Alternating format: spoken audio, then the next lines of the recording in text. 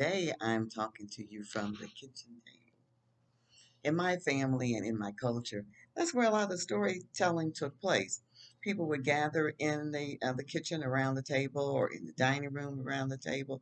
Um, Mostly it might have been holidays or something like that. When a lot of people there that was around the dining room table, but the kitchen table, and people would share and they would talk while we would snack on things. Today, the story is called Fortune Teller. I was living in New York City at the time, and I had not been there too very long. I went there for a job, and it was after dark, and I was riding with a friend of mine that I met at work, Joyce, and we were going through the Bronx to a lady named Olga. Hmm, She was a fortune teller. That's a good name for a fortune teller, isn't it? To have our fortunes told. This was around 1972, 1973. And obviously, the Lord hadn't caught hold of me yet. I had just met Joyce a couple of months earlier on the job, and she swore that Olga would give me a good reading and cure a minor ailment that I had. Okay. So we arrived at a tall brownstone building and were ushered into the basement of the building where the lights were very dim, and Olga was in a room behind the curtain. Joyce went first, and then it was my turn. I walked into the room and my eyes had to adjust, and I sat across from Olga.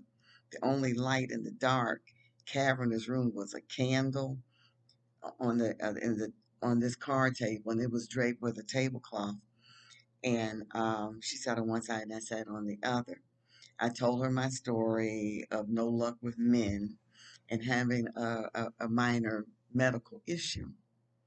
She then moved a large goblet of water back and forth in front of the candle and began my reading.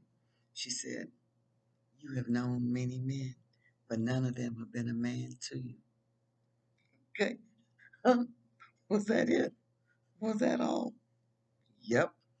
You know, I forget how much I paid for this reading, but whatever it was, if it was more than a dime, it just wasn't worth it. All right. Then she told me to get several herbal types of incense rocks, burn them, and stand over them and let the smoke penetrate my body. Okay. This remedy backfired. The ailment got worse, and it took a doctor's visit and some medicine to cure. I had gone to a witch, that's what the Bible calls them, a witch, under the pretense of her being a psychic reader. Then I went to a peddler of pharmakia to undo the curse brought on by the witch. Listen, we must know scripture and discern the spirit of a person by their fruit. We cannot just follow someone because of what they say. We must know Father's instructions, the Torah, to avoid those that enter into the spirit realm in ways other than by Messiah. The scripture today is Galatians 5:19 through 21. Now the works of the flesh are manifest, which are these: works of the flesh, adultery, fornication, uncleanness, lasciviousness, idolatry, witchcraft, hatred, variance, emulations, wrath, strife, seditions, heresies, infancy, e- envyings, murders, drunkenness, revelings, and such like, of which I tell you before, as I have also told you in time past, that they which do such things shall not inherit the kingdom of Jehovah. Thanks for listening today. Remember to like and share and subscribe if you haven't already. Shalom.